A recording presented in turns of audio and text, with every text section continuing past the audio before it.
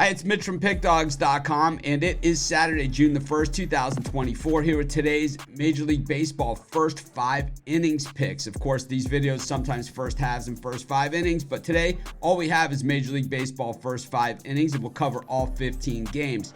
Something we also cover in these videos each day is Today in History. Sometimes it's sports, sometimes it's music, sometimes it's just history. But today it's music. In 1967, on June the 1st, Sgt. Pepper's Lonely Hearts Club Band was released by the Beatles. If you haven't listened to that one, well, you missed something because it's a good one. But anyways, of course, it's going to be a good one today as we crush the books in Major League Baseball action. You know, of course, we'll all be waiting for football season and basketball to, college basketball restart, and of course the NBA finals. We'll be able to do first halves again with these first 5 innings. But for today, let's just knock it out of the park in Major League Baseball. We get today started. We head to Toronto, where the Blue Jays are hosting the Pirates. It's Kikuchi on the mound for the Jays and Mitch Keller on the mound for the Pirates. Keller has really found his game with a 1.45 ERA over his last 3 starts, 3.59 for the season. This is some of the best baseball we've seen him ever pitch over this recent stretch. Meanwhile, Kikuchi's ERA is ballooned to a 5.40 over his last 3, up from a 3.25. That's because he got battered in his last start. But the thing that's been getting battered is the Pirates when they play the Blue Jays. Just 1 in 10 in their last 11 meetings. We look at the way the Pirates are hitting left-handed pitching, just 215 over their last 10 games, down from 229 for the season, while the Blue Jays hitting righties at a 247 clip over their last 10 games, up 16 percentage points over the course of the season. Doesn't matter what the hitting is in this one. I believe this one belongs to the pitchers. I'll take the under first 5 in the Blue Jays Pirates as a pick for this game.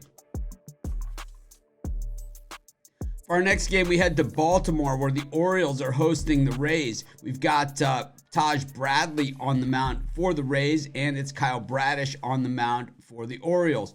Bradish checks in with a 1.69 ERA over his last 3 starts, down from his 1.75 ERA so far this season, while Bradley 3.13 for the season and 3.71 over his last 3 starts. But both these pitchers coming off of outstanding efforts last time out. And Bradley, of course, got a late start to the season, but he is racking up those strikeouts. So he doesn't go all that deep into games, maybe just 5 innings like he did last time out. But man, he's tough. And the thing is the time before, as he eased into things, he was hit. So I think it does create some value here. I like the way the Orioles are playing, but a lot of it's been late inning heroics, even like last night. I think the value here is on the Rays, and I'll take them in the first 5 innings of this game. For our next game, we head to Atlanta, where the Braves are hosting the A's. As you can see, the odds for this game are pretty much off the chain, and that's because Chris Sale is going here for the Braves up against Aaron Brooks for the A's. Really take nothing away from the A's as they've continued to fight hard despite all the things working against them this season. But Chris Sale this season has been simply painting a masterpiece just every single time out. He hasn't been perfect, but I'll tell you what, he has really put his team in position to win just about every single time on the mound. In fact, just a .43 ERA over his last 3 starts, 2.12 for the season, while Brooks for the A's has pitched really well, and the A's have actually hit lefties better than they've hit righties, and they're hitting lefties better than they've hit them, all season. And the Braves not hitting righties all that well, just 219 over their last 10 games, but the thing is, tough to go against Sale. I'll take the Braves and lay 2.5 runs for the first 5 innings. For our next game, we head to Miami, where the Marlins are taking on the Rangers. Ryan Weathers on the bump for the Marlins, while it is Michael Lorenzen on the mound for the Rangers. We know Lorenzen from the past has been an absolute walk machine. He hasn't pitched all that poorly, though, this season. 3.35 ERA for the season and 1.40 over his last 3 starts. Weathers 3.16 for the season, but .43 over his last 3 starts. pretty much unsustainable numbers for both these guys over the last three. But when we look at the way the Rangers have hit left-handed pitching, just absolutely dreadful over their last 10 games, just 164, 231 for the season, while the Marlins hitting righties over their last 10 games at 266, up from 241 for the season. Gotta say, the Rangers have been absolutely terrible on the road, and while they're 7-3 in their last 10 outright in Miami, I don't love them in the first five here. I'm going to take the Marlins, and that's going to be my pick for the first five of this game. For our next game, we head to Fenway Park in Boston, where the Red Sox are hosting the Tigers. It's Cooper Criswell on the bump for the Red Sox, while it's Reese Olson on the mound for the Tigers.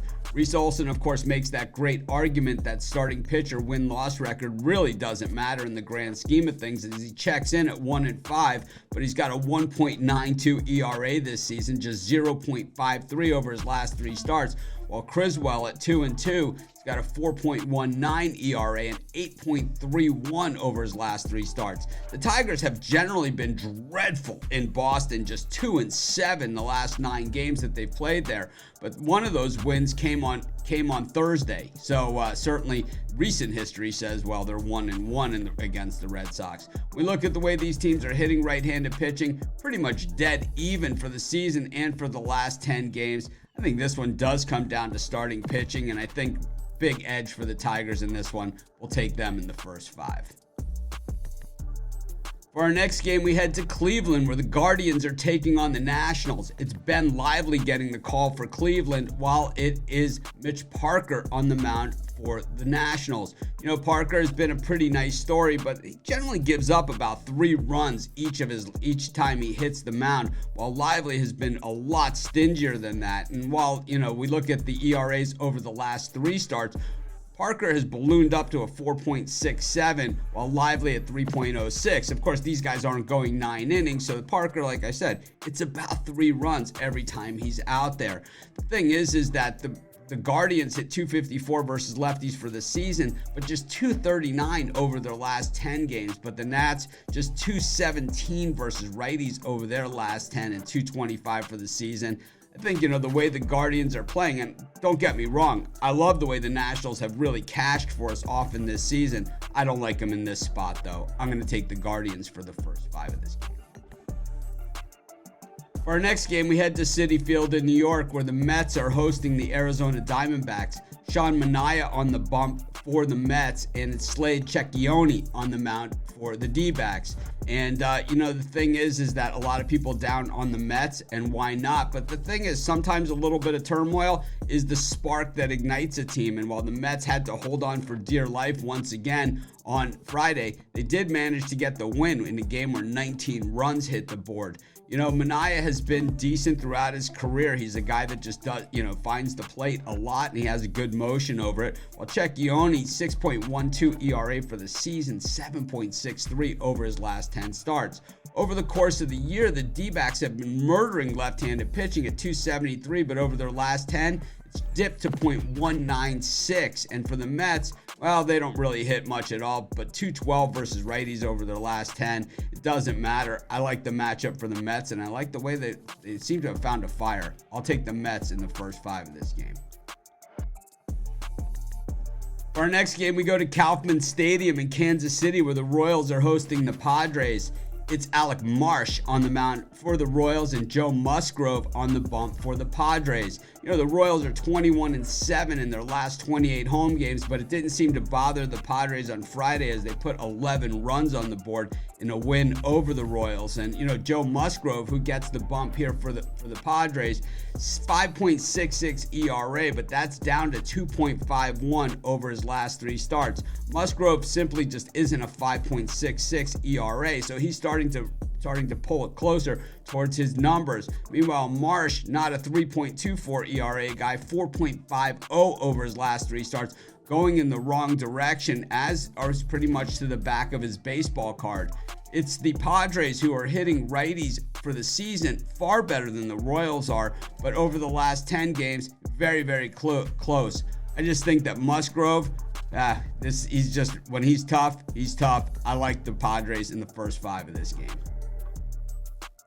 For our next game, we go to Houston, where the Astros are taking on the Twins. The Astros left the bats at home on Friday night. The thing is, they were home, and they've been absolutely terrible at home in Framber Valdez's starts, where they're just 1-10 at home in his last 11 starts. But Valdez comes into this one with a 4.34 ERA for the season and 5.50 over his last 3 starts.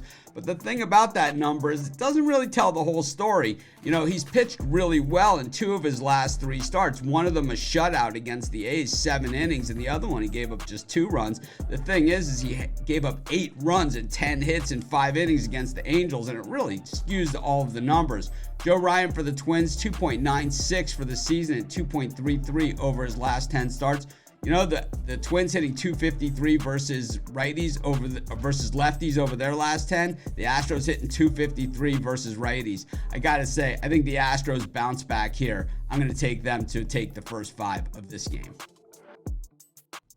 For our next game, we head to Milwaukee, where the Brewers are hosting the Chicago White Sox. You know, it was the White Sox who won that first 5 innings yesterday, and then it was once again their bullpen absolutely imploding on them. And today, I think we could see a similar story as Garrett Crochet gets the ball for the White Sox and Robert Gasser on the mound for the Brewers.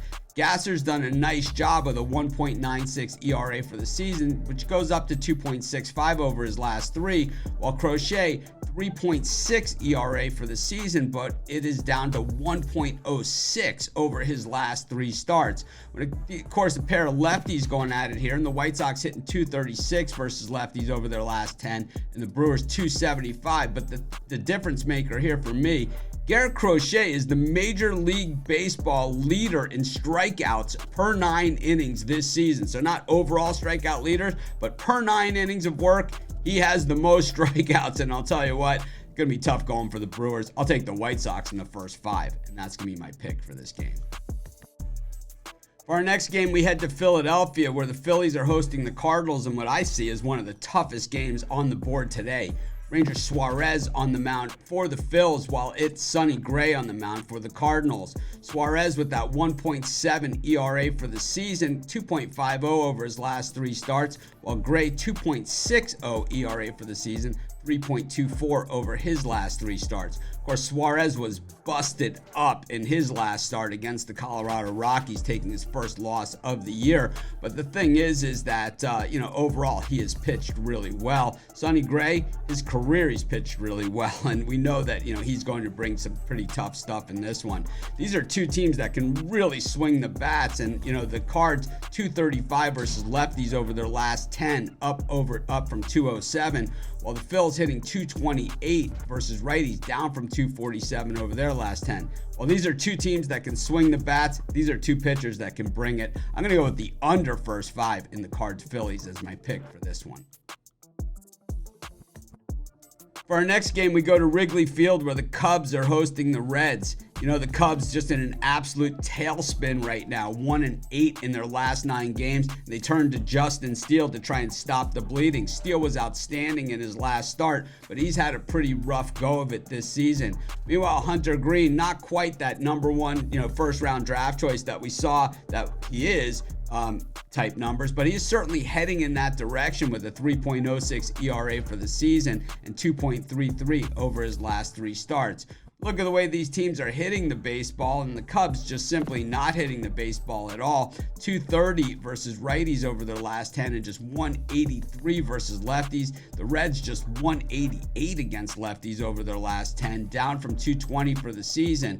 And 218 versus righties, up slightly for the season.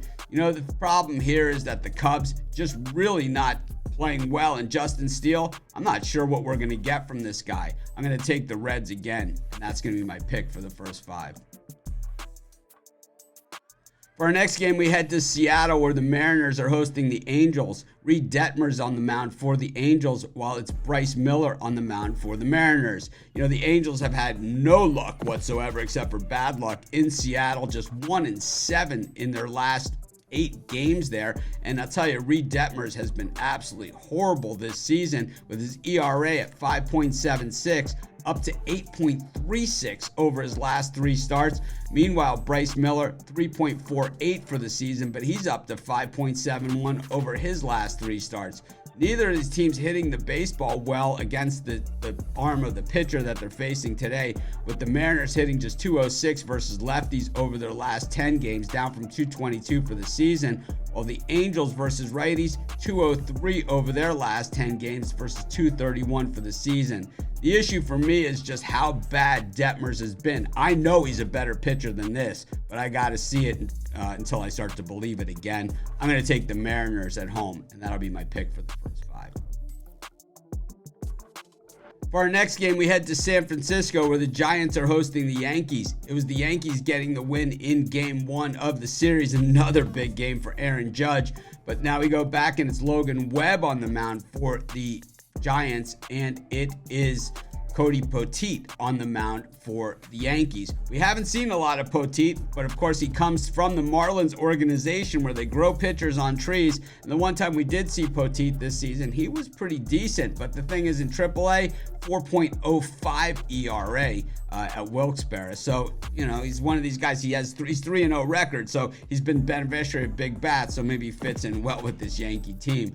Thing is, when we look at the way the way the Giants are hitting, 250 versus righties versus 249 for the Yankees, the thing is that they're still up against Poteet and Webb, and it's just tough to differentiate that, especially through the first 5 innings, that it's going to translate.